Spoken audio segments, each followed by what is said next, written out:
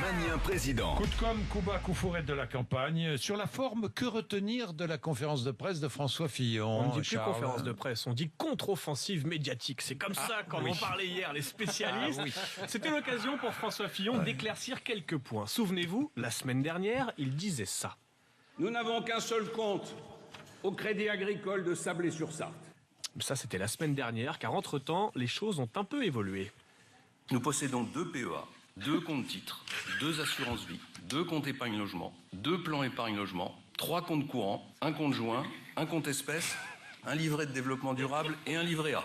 Nous n'avons qu'un seul compte au Crédit Agricole de Sablé-sur-Sarthe. Ça valait le coup d'apporter quelques précisions, mais surtout, François Fillon, hier, s'est posé en victime du système. Ce fameux système politico-médiatique qui en veut terriblement au pauvre François Fillon. Je fais face à une attaque d'une violence inouïe. Ça n'est pas au système médiatique de me juger. Alors ça, c'est injuste. C'est vraiment trop injuste. Lynchage médiatique. Cette accusation m'est tombée dessus comme un coup de tonnerre. C'est vraiment trop injuste. Une campagne de presse d'une violence inouïe. Lynché, assassiné politiquement. C'est vraiment pas juste. Méchant système, méchant journaliste, c'était le message hier de François Fillon. Bon, nous verrons bien si les Français sont sensibles à ces arguments. Ce qui est sûr, c'est qu'un homme a été particulièrement convaincu. Georges Fenech, député sarkozyste du Rhône, toute la semaine dernière, hier matin encore, écoutez ce qu'il disait.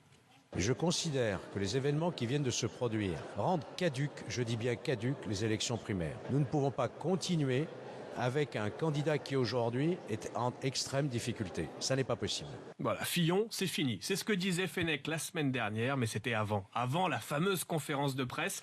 À peine François Fillon avait-il quitté la scène hier soir, Georges Fenech nous a offert un spectaculaire retournement de veste. C'est notre patron, c'est notre candidat.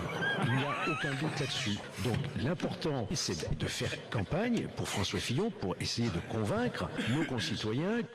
Voilà, on va essayer de convaincre. Mais quelle nullité. Non, franchement, quelle nullité en politique. Non, mais comment voulez-vous qu'après on ait envie...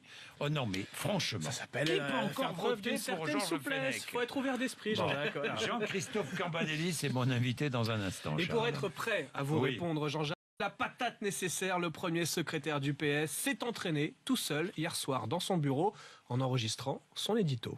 Bonjour les amis. La campagne présidentielle vient enfin de commencer. Nous avons vu Benoît Hamon continuer à décliner ce qu'il avait dit dans la primaire, esquissant les éléments du rassemblement de l'ensemble des progressistes. Particulièrement, il ne manque plus que l'acteur principal, c'est le peuple. Il va bientôt parler. À bientôt. Sauf que cette fois, tu vas le croiser. Oui, le peuple va bientôt parler. Mais nous allons voir comment il va parler dans quelques minutes. Jean-Christophe Cambadelli parle au peuple. Ah oui. Il est 8h29. Bon courage, Merci à tous les